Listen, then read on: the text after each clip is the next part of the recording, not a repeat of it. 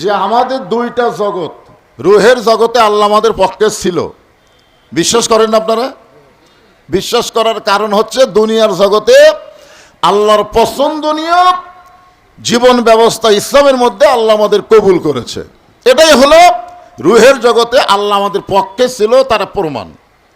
আর দুনিয়ার জগতে যে আল্লাহ আমাদের পক্ষে আছে এটার প্রমাণ হলো কোরআন দিয়ে দুটো আয়াত পড়ে আপনাদের বুঝাই দিলাম। একমাত্র ইসলামই যদি আল্লাহর পছন্দনীয় হয়, সেই পছন্দের মধ্যে আমরা মুসলমান। জোরে কোন কথা ঠিক কিনা? তাহলে দুই জগতে আল্লাহ আমাদের পক্ষে, সামনে আর একটা জগৎ, সে জগতেও আমরা যেন বিপদে না পড়ি, এ কারণে আল্লাহ আমাদের বলে দিলেন, ইয়া আইয়ুহাল্লাযীনা আমানু, যারা আমাকে বিশ্বাস স্থাপন করেছ। এখন আমরা যারা এখানে বসে আছি, আল্লাহর উপর আমাদের পূর্ণ বিশ্বাস আছে না নাই? পূর্ণ বিশ্বাস রাখা খালি মুখে মুখে বললে হবে না তো। পূর্ণ বিশ্বাস খালি মুখে বললে হবে? আল্লাহ রাসূল বলেছেন, ইকরার বিল লিসান, তাসদিক বিল জানান, আমল বিল আরকান। মুখে বলতে হবে লা ইলাহা ইল্লাল্লাহ, মুখে বলেন লা ইলাহা ইল্লাল্লাহ, মুখে বললাম তো সবাই।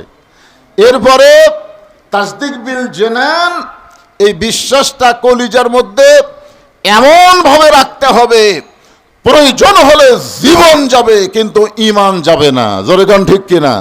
প্রয়োজন হলে জীবন যাবে কিন্তু ঈমান। আপনারা বলেন তো, মুসলমানের কাছে জীবনের গুরুত্ব বেশি না ঈমানের গুরুত্ব বেশি? অনেক মুসলমান কিন্তু খুব কষ্ট করে জীবনের উপরে পাথর দিয়ে এই পবিত্র রমজান মাসে রোজা করতেছে। জোরে কোন কথা ঠিক কিনা? আপনার বলেন তো, এই যে না খায় আপনারা আছেন, পানি পানাহার বন্ধ করে আপনারা আছেন, এটা কি আপনারা শান্তি পাচ্ছেন না? একটু কষ্ট হচ্ছে। এই কষ্টটা কেন ভোগ করতেছেন? কি জন্যে? কারণ আমরা আমাদের দেহকে, আমাদের জীবনকে ঈমানের চাইতে বেশি পছন্দ করি না, বরং প্রয়োজন হলে ঈমানকে রক্ষা করার জন্য মরে যাব, জীবন দেব, তাতেও আমরা পিছপা হব না। জোরে কোন কথা ঠিক কিনা? এর নাম হলো তাসদিক বিল জেনান। এই তাসদিক বিল জেনানের ব্যাখ্যা করতে গিয়ে একটা মানুষের নাম বলি। নামটা হলো মীর কাসেম আলী। নামটা কি?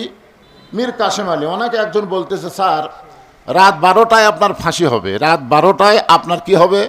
ফাঁসি হবে। তো মীর কাসেম আলী বলতেছে, এখন কটা বাজে? বলে এখন বাজে রাত 9টা, 9:30।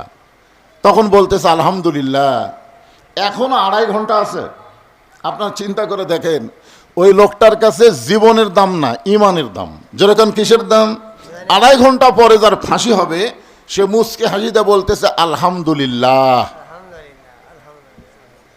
উকিল বলতেছে, স্যার 2.5 ঘন্টা পর আপনার ফাঁসি হবে, আপনি ফাঁসির চিন্তা না করে আল্লাহর শুকরিয়া আদায় করতেছেন।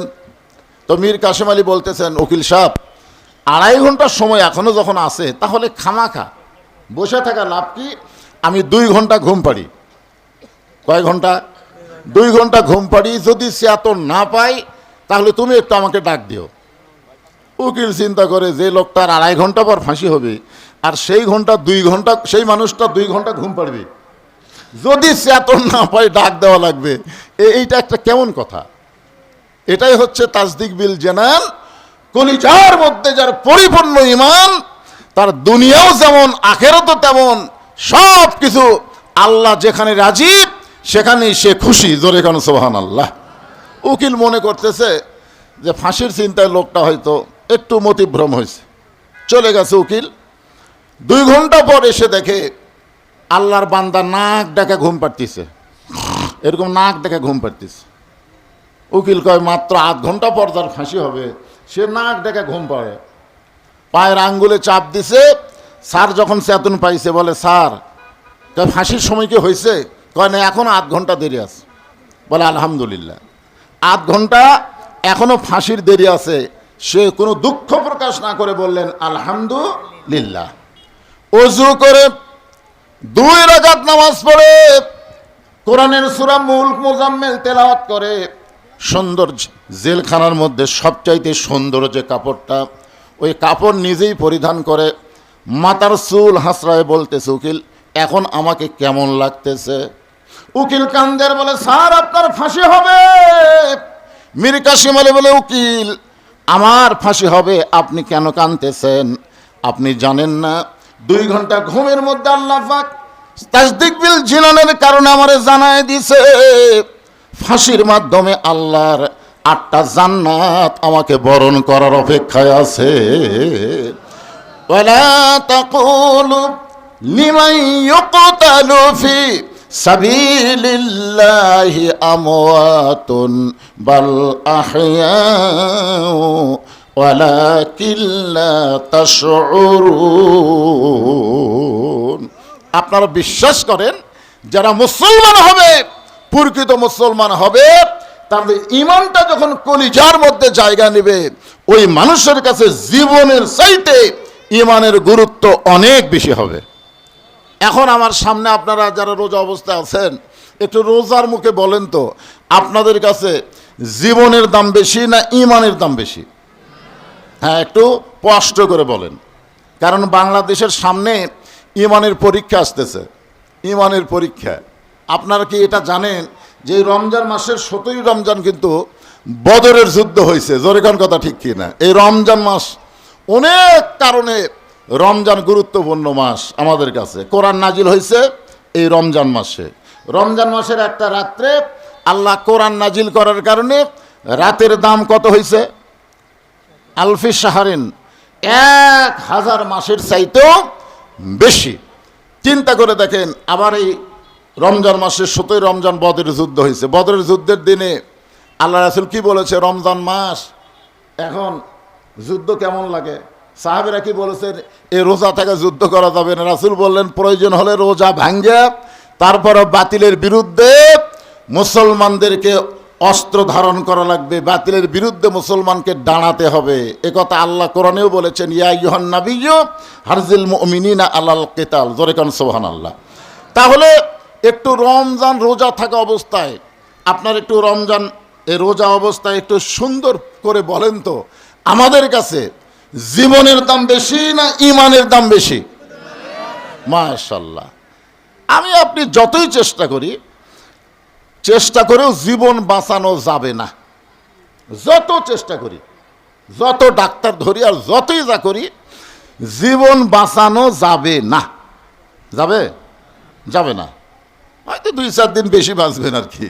মানে আমাদের ধারণা যে চিকিৎসা না নিলে হয়তো আগেই মরতো, ওই চিকিৎসা নেওয়ার কারণে কেউ পরে মরল। অথচ আমরা যখন কোরআনকে পড়ি তখন দেখি আল্লাযী খালাকাল মাউতা ওয়াল হায়াতা লিয়াবলুয়াকুম আইয়ুকুম আহসানু আমালান ওয়া হুয়াল আজিজুল গফুর। আল্লাহু আকবার। তবে আমরা একটু চেষ্টা করলে আমাদের ঈমানকে বাঁচানো যাবে। তাহলে আমরা কি বাঁচাবো? যেটা বাঁচান যাবে না সেটার উপর চেষ্টা করব, না যেটা বাঁচান যাবে তার উপরে চেষ্টা করব?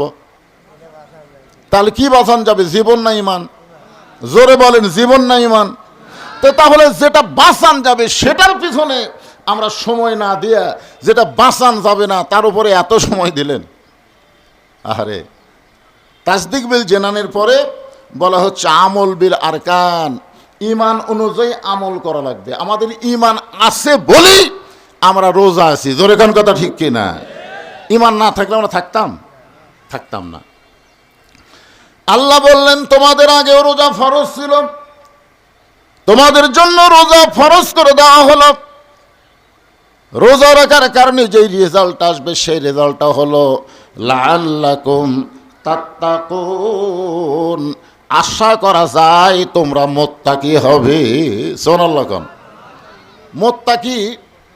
মুত্তাকির ব্যাখ্যা কোরআনের প্রথমে আছে, যালিকাল কিতাবুল লা রাইবা ফি হুদাল লিল মুত্তাকিন। লাআল্লাকুম তাত্তাকুন আর হুদাল লিল মুত্তাকিন।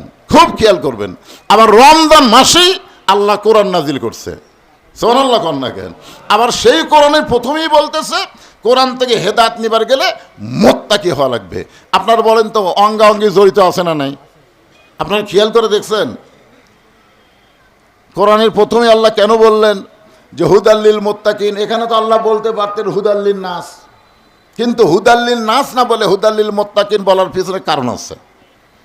কারণ এই যে আপনারা কোরআনের ওয়াজ শুনতেছেন, আপনারা শুনতেছেন না? শুনতেছেন কিনা? মনে কষ্ট নেবেন না। আপনাদের চাইতেও বহু গুণ ভক্তি নিয়ে কোরআন শরীফ শ্রবণ করছে আবু জেহেল।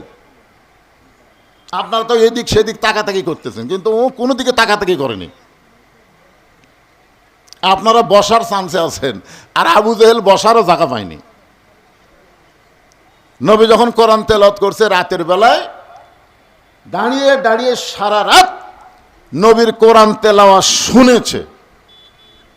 এত গুরুত্ব দিয়ে শুনেছে যে রাত কোন দিক দিয়ে গেল এটাও খেয়াল করেনি।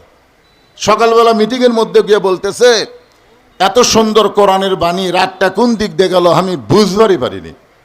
আপনারা বলেন তো, রাত কোন দিক দিয়ে গেল বোঝা যায় না, তাহলে গুরুত্ব কম না বেশি? কথা কম না কেন, গুরুত্ব কম না বেশি? দেখছেন, দাঁড়িয়ে থেকে শুনিছে, রাত কোন দিক দিয়ে গেল বোঝাই গেল না। তার মানে কি বোঝা যাচ্ছে? হুদাল্লিল মুত্তাকিন এখানে খেয়াল করা লাগবে। আবু জেহেল কিন্তু কোরআন শরীফ শ্রবণ করেছে, কিন্তু কোরআন থেকে হেদায়েত পায়নি। কোরআন থেকে কি পায়নি? হেদায়েত পায়নি। কিন্তু আবু বকর রাদিয়াল্লাহু তাআলা আনহু কোরআন শরীফ শুনেছে এবং কোরআন থেকে হেদায়েত নিছে। জোরে কোন কথা ঠিক কিনা?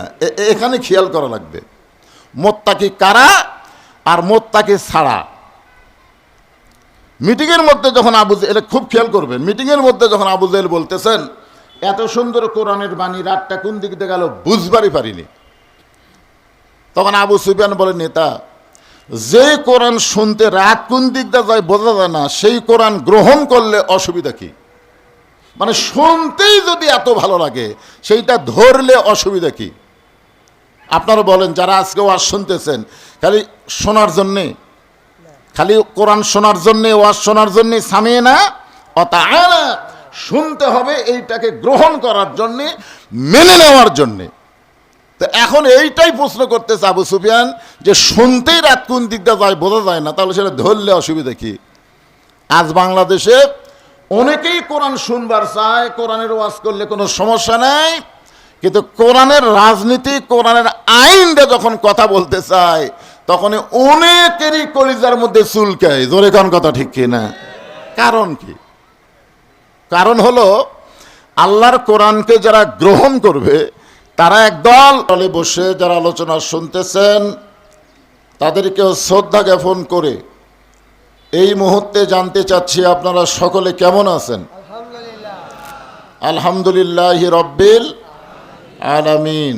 আমরা গত কয়েক বছর, ধরেন 10-15 বছর আমরা দেখেছি আমাদের বাংলাদেশে কারেন্ট সময় মতো থাকতো না, ঠিক কিনা বলেন? কিন্তু এবারে রমজান মাসে দেখতেছি কারেন্ট যাচ্ছেই না, ঠিক কিনা বলেন? গত রমজান মাসে আমরা দেখছি জিনিসপত্রের দাম এত বেশি, আমরা হিমশিম খেতাম, কিন্তু এবারে দেখতেছি আলহামদুলিল্লাহ সব জিনিসের দাম কম, ঠিক কিনা বলেন? তো মোটামুটি রমজান মাসে আমাদের ভালো থাকারই কথা। তো আমি যখন বললাম কেমন আছেন, যেভাবে বলা দরকার সেভাবে আপনারা বলেননি, মনে হয় একটু বেজার বেজার নাকি? তাহলে জবান করে বলেন আলহামদুলিল্লাহ। শারীরিক সুস্থতা এবং মানসিক প্রশান্তি যে আল্লাহ আমাদেরকে দান করেছেন। আমাদের শরীর অনেকেরই সুস্থ ছিল গত বছর, কিন্তু মনের মধ্যে অশান্তি ছিল, না জানি একটা ধড়পড়ি ভাব থাকতো না, না জানি কি হয়, না জানি কি হয়। আজরাইল ধরার আগে পুলিশ ধরার ভয়, এবার আর সেই ভয় আছে? তাহলে আমরা সে আল্লাহর উপরে খুশি হয়ে জবান খুলে সমস্বরে সকলে বলবো, রব্বানা লাকাল হাম হামদান কাসীরান তাইয়িবান মুবারাকান ফীহি। আমরা প্রশংসা করলাম কার? কেন করলাম? এমনি এমনি? যে আল্লাহ আমাদেরকে রুহের জগৎ, এই দুনিয়াতে আসার আগে আমরা আর একটা জগতে ছিলাম, বিশ্বাস হয়? কিন্তু খেয়াল মনে আছে? মনে নাই, তারপরও বিশ্বাস হয়। আমরা যে মায়ের পেটে ছিলাম, এটা কি আমাদের মনে হয়? মনে হয়? মনে হয় না। মায়ের পেটে ছিলাম এ কথা আমাদের মনে আছে, কিন্তু বিশ্বাস আছে। তো রুহের জগতে আমরা ছিলাম, এটা আমাদের বিশ্বাস করতে হবে। কারণ সর্বসাকুল্যের জগৎ হলো তিনটা: রুহের জগৎ, দুনিয়ার জগৎ, আর আখেরাতের পরকালীন জগৎ। আমরা খালি বলি ইহকাল পরকাল, ইহকাল পরকাল। ইহকাল পরকাল ছাড়াও যে আর একটা কাল ছিল, সেটার নাম কি? আলমে আরওয়াহ, রুহের জগৎ। আপনারা বলেন তো, রুহের জগতে আল্লাহ আমাদের উপরে খুশি ছিল না বেজার ছিল? কেমনে বুঝলেন? রুহের জগতে আল্লাহ আমাদের উপরে খুশি থাকার কারণেই দুনিয়ার জগতে মুসলমানের ঘরে আমাদের কবুল করেছেন। জোরে কোন ঠিক কি না? কারণ এই দুনিয়াতে মানুষ পাঠানোর দায়িত্ব কার? আল্লাহ যদি আমাদেরকে হিন্দুর ঘরে পাঠাতো, মনে করেন, একটু চিন্তা করে দেখেন তো, যদি আল্লাহ আমাদেরকে ইহুদি খ্রিস্টানদের ঘরে পাঠাতো, আমাদের করার কিছু ছিল? কারণ যার ধর্ম তার কাছে এক নম্বর। হিন্দুকে বলেন তোর ধর্মকে এক নম্বর, খ্রিস্টানে এক নম্বর, ইহুদি এক নম্বর।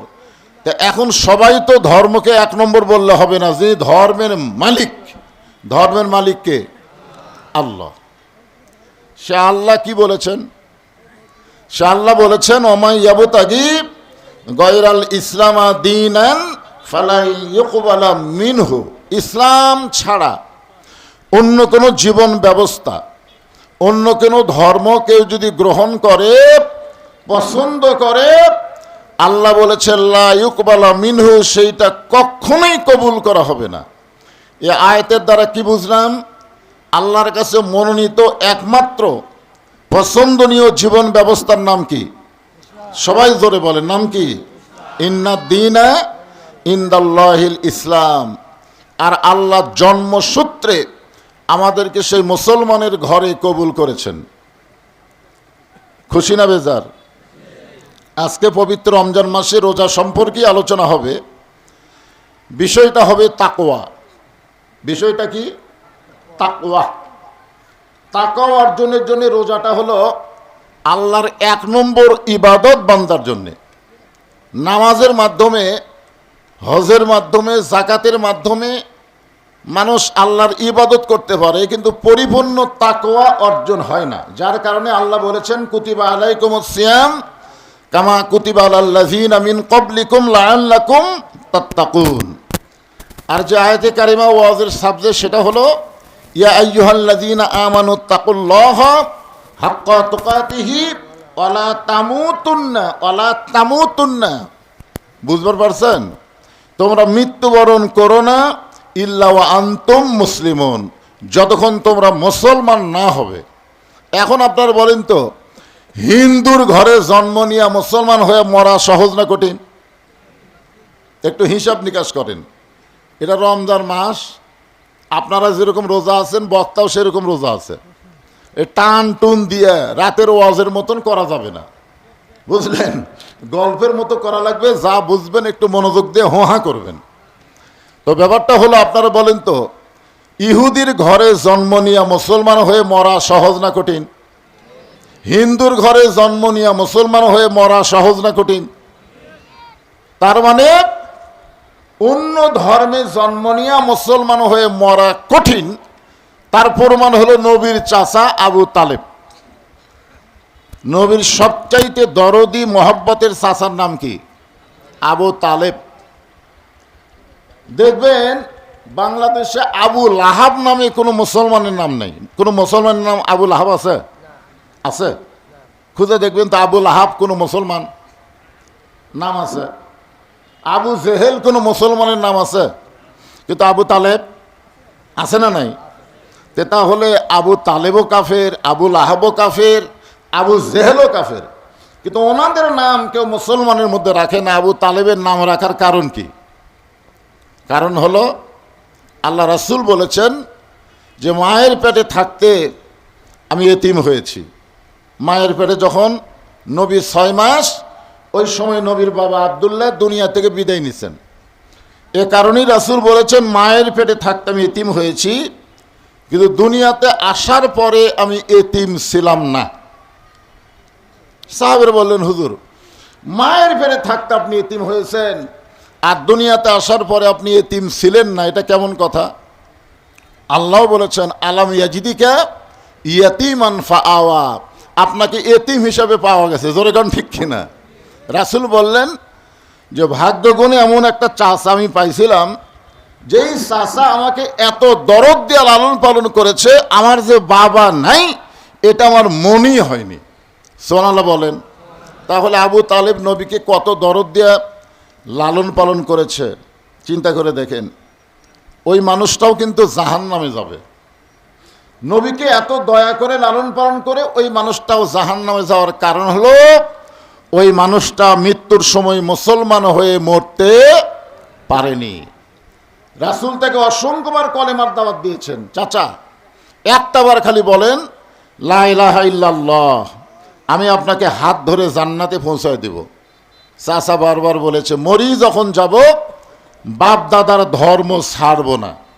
এখান থেকে বোঝা গেল যেই ধর্মের উপরে যে জন্ম নেয় মনে করে এটাই আসল ধর্ম। জোরে কোন কথা ঠিক কিনা? তাহলে আল্লাহ আমাদের ইচ্ছা করলে ওই রকম ভুয়া ধর্মের উপরও মানে পাঠাবার পারতেন, কিন্তু ভুয়া ধর্মে না পাঠায় সরাসরি আল্লাহর পছন্দের ইসলামের মধ্যে আল্লাহ আমাদের কবুল করার কারণে বোঝা গেল রুহের জগতেও আল্লাহ আমাদের পক্ষে, এই দুনিয়ার জগতেও আল্লাহ আমাদের পক্ষে। জোরে কান সুবহানাল্লাহ। তাহলে জগৎ কয়টা? 3টা জগতের মধ্যে 2টার মধ্যেই আমরা দেখলাম আল্লাহ আমাদের পক্ষে। আর একটা জগৎ আমাদের সামনে আছে, সেই জগৎকে লক্ষ্য রেখে আল্লাহ বলেছেন, ওই জগতে যাওয়ার আগে মুসলমান না হয়ে তোমরা যাইও না। মানে মুসলমান না হয়ে মরিও না, তার মানে কি? মুসলমান হয়ে মরলে ওই জগতে কোনো সমস্যা আছে? জগতে কোনো সমস্যা আছে? কোনো সমস্যা নেই। তো আল্লাহ বললেন মুসলমান না হয়ে, হ্যাঁ জায়গা সংকট। আমরা নামাজের যখন কাতার সোজা করলাম তখন কি বললো ইমাম সাহেব? ফাঁক ফাঁক ফাঁক ফাঁক রেখে কাতার করছেন আপনারা। কারণ 3টা জায়গায় আমার ওয়াজের মধ্যে আছে, দেখবেন 3টা জায়গায় ফাঁক রাখা ঠিক না। একটা হলো নামাজের কাতার যখন করবেন মাঝে ফাঁক রাখলে ফাঁকের মধ্যে শয়তান ঢোকে। কে ঢোকে? এখন হয়তো বলবেন হুজুর শয়তানকে তো আল্লাহ বন্দি করছে। মানে কোনো কথা বলে তো পাশ কাটানোর বুদ্ধি নেই। এখন বক্তার চাইতে শ্রোতারাই ভালো জানে, ঠিক কিনা বলেন? তো বলবে হুজুর শয়তান তো এখন জাহান্নামে বন্দি আছে। শয়তান বন্দি আছে, কিন্তু শয়তানি আপনার বলেন শয়তানি কি বন্দি আছে? আপনার একটা সাইকেল চালানোর সময় পেডেল মারেন না? মারেন কি মারেন না? তো পেডেল কি সবসময় মারেন? যখন পেডেল বন্ধ করে দেন তখন কি সাইকেল যায়? যায় না? এই যে আগে পেডেল মারছেন, মারা সাইকেলের মধ্যে একটা গতি তৈরি হয়েছে। এক সময় আপনি পেডেল বন্ধ করলেও সাইকেল কিন্তু অনেক দূর যায়। কেন যায়? এই যে আগে পেডেল মারা থোছেন, ওই পেডেল মারার কারণে এই পেডেল বন্ধ করলেও সাইকেল যেমন অনেক দূর পর্যন্ত যায়। 11 মাস শয়তানি করার পরে 1 মাস যদি পেডেল বন্ধ থন তো শয়তানি বন্ধ হবে? এই জন্য শয়তানি না আসলেও শয়তানি বন্ধ হয়নি। এই কারণে আমি আপনাদের বলবো যে আপনাদের মাঝে মাঝে যদি ফাঁকা থাকে অন্য ভাইদেরকে বসতে দেওয়ার জন্যে আল্লাহর হস্তে একটু জমে বসেন। ভাই রোদের দিন তো দেখতেছেন না, রোদের মধ্যে বসতে দিলে আর বসবে না, ছায়ের মধ্যে একটু বসতে চাই। আপনারা তো একটু ইচ্ছা করলে একটু চেপে বসলে অন্য ভাইরা বসতে পারে। বাংলাদেশ ইচ্ছা করলে সব পারে, পারে না? কি বলেন? 20 কোটি মানুষের বাংলাদেশ সামান্য একটা ছোট দেশ। পৃথিবীর কোনো রাষ্ট্রে এত ঘন বসতি নাই যেটা আমাদের বাংলাদেশে। এরপরেও 12 লক্ষ 13 লক্ষ রোহিঙ্গা মুসলমানকে জায়গা কিন্তু বাংলাদেশে দিছে। কি জন্যে? যে আমরা জায়গা দিয়েও আমাদের মুসলমান ভাইদের কষ্টের মধ্যে না ফেলায় জায়গা দিছে রোহিঙ্গা মুসলমানকে। তো রোহিঙ্গা মুসলমানকে জায়গা দেওয়ার অভ্যাস যদি আমাদের থাকে, যারা ডানে আছে এরা কি রোহিঙ্গা? এরা তো হামাকিরি ভাই। এই জন্যে ওদের বসতে দেওয়ার জন্য একটু জমে বসেন আর জিকির করেন লা ইলাহা ইল্লাল্লাহ লা ইলাহা ইল্লাল্লাহ লা ইলাহা ইল্লাল্লাহ লা ইলাহা ইল্লাল্লাহ লা ইলাহা ইল্লাল্লাহ লা ইলাহা ইল্লাল্লাহ মুহাম্মাদুর রাসূলুল্লাহ সাল্লাল্লাহু আলাইহি ওয়াসাল্লাম। তাহলে আমি কি বলতেছি?